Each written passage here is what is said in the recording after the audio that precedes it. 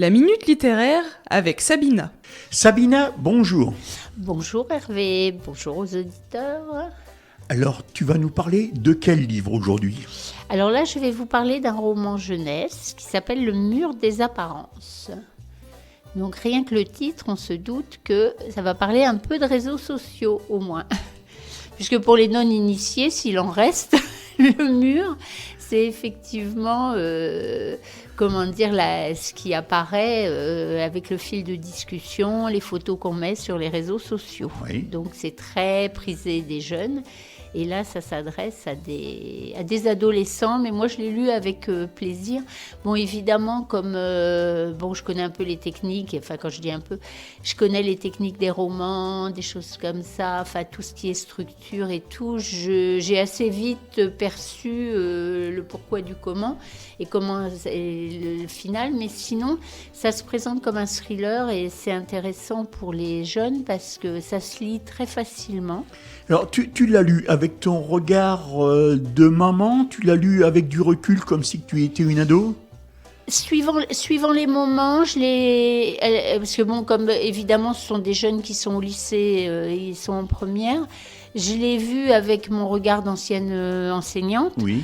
Je l'ai vu avec le regard de maman. Je l'ai aussi vu avec mon propre regard en me remettant en arrière parce que justement, c'est un peu choral comme roman. Alors bien sûr, il y a l'héroïne tout est vu de son point de vue à elle, mais comme autour d'elle, ça gravite, la jeunesse, la classe, les souvenirs, les parents, tout ça. Forcément, il y a toujours un moment où on peut s'identifier. Et ça, c'est intéressant justement pour les jeunes, parce que même ceux qui ne pourraient pas s'identifier à l'héroïne, parce qu'ils n'en ont pas justement le ressenti, il y a tellement une galerie de personnages tout autour qu'il y a de toute façon quelqu'un auprès duquel il pourrait s'identifier, ou alors une situation.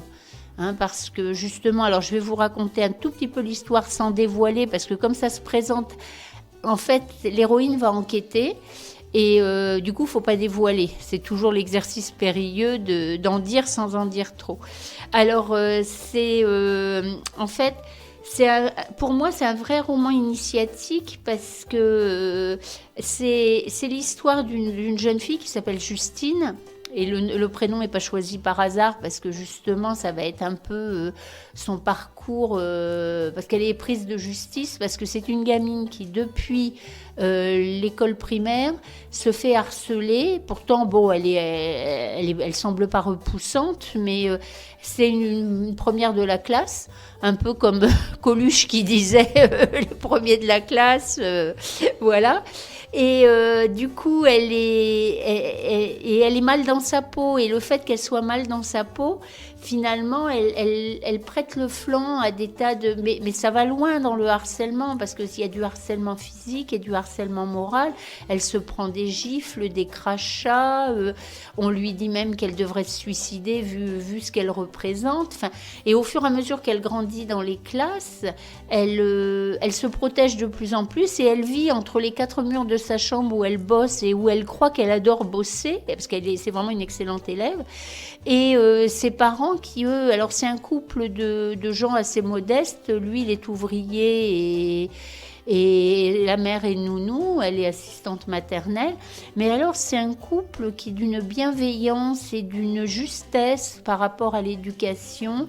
Et en fait, on arrive à se dire que si elle a tenu le coup, c'est parce qu'elle a vraiment des bases solides quand même, malgré tout ce qu'elle a vécu. Et le problème, il est d'autant plus grand qu'en fait, elle est souvent assise, de par la proximité du nom, à côté d'une jeune fille qui, elle, c'est Mademoiselle Parfaite. C'est-à-dire qu'elle est belle, elle est populaire, elle a de l'argent, elle est sublime, elle sait se tenir, elle a les codes de la bonne société. Évidemment, elle a tous les garçons à ses pieds, elle a toute une cour de courtisans Et alors, elle est invitée à des fêtes, évidemment sur le mur de Facebook ou autre, Instagram. Enfin, il faut que j'en dise plusieurs, comme il ne faut pas faire de pub pour l'un, TikTok ou je ne sais quoi.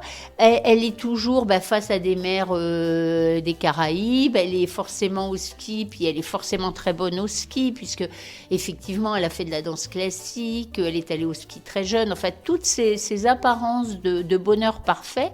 Et en fait, un jour, donc elle s'appelle Margot, cette jeune fille qui est vraiment sublime, elle ne vient pas en classe. Elle ne répond pas aux SMS et en fait, on va apprendre qu'elle est morte.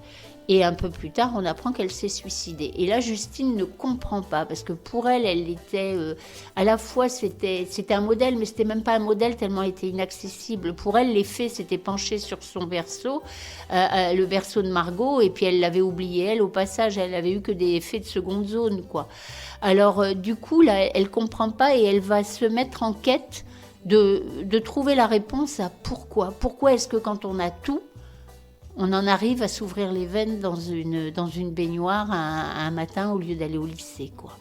Et elle va réussir avec des moyens qui sont parfois pas forcément très recommandables, mais elle va réussir à trouver, et ça va être toute l'évolution de cette jeune fille qui va... C'est pour ça que je parle de roman initiatique, parce que grâce à cette enquête, elle va finalement fissurer le mur des apparences, mais elle va aussi avoir un autre regard sur elle. Et elle va apprendre, en fait, Margot morte va lui permettre d'apprendre ce qu'elle n'a jamais pu apprendre tant que cette jeune fille parfaite était assise à côté d'elle, quoi. Et elle va vraiment se trouver sa voie grâce à tout ce parcours qui est à la fois une enquête minutieuse. Et l'avantage de ce roman, c'est qu'il aborde énormément de thèmes, c'est-à-dire, bon, j'ai parlé du harcèlement moral, physique, mais aussi sexuel. Ça va aller sur les réseaux sociaux, bien sûr, mais les murs d'une cage qui vous enferment, mais qui en même temps vous protègent. Il y a aussi les différences de classe entre les ouvriers et les bourgeois. Il y a les couleurs de peau, il y a vraiment... Et tout ça dans un petit roman de 140 pages qui se lit, mais avec une fluidité magnifique. Il est à quel prix, édité chez qui? Alors, il est à 12,50 € et je l'ai vu sur les sites d'occasion moins chers. Et il est édité aux éditions du Rouergue, et c'est Gladys Constant, qui est en fait une philosophe qui est devenue professeure de français dans un lycée de province, qui l'a écrit. Elle en a écrit d'autres et apparemment elle arrive même à citer La Princesse de Clèves et Molière, et que ça passe comme une fleur.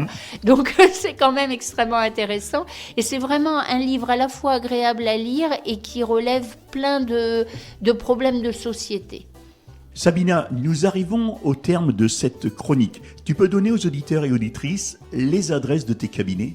Alors, à Compiègne, place Choiseul, et à la Croix-Saint-Ouen, au 68 rue Jean Jaurès. Et je fais aussi du domicile. Pour prendre rendez-vous, tu as un numéro de téléphone? Alors, le 06 32 08 36 04. Tu as une adresse mail? Oui, alors, c'est reliance et sens, donc RELIANCE, -sens, @gmail.com. Tu consultes en visioconférence? Oui, aussi si les gens par la plateforme Zoom. Tu consultes à domicile? Oui. Tu as des jours pour ça? Alors, ça peut être la journée, le soir. Il n'y a que le vendredi après-midi parce que j'ai une permanence à la médiathèque de Creil, et ça, c'est pas possible de changer. Allez, tu en donnes ton numéro de téléphone? Alors, le numéro, c'est 06 32 08 36 04. Sur ces bonnes paroles, qu'est-ce qu'on peut te souhaiter, Sabina? Prospérité, santé, on peut y aller pour les vœux comme à la nouvelle année. Et bien sûr, je souhaite la même chose à tous les auditeurs et toutes les auditrices.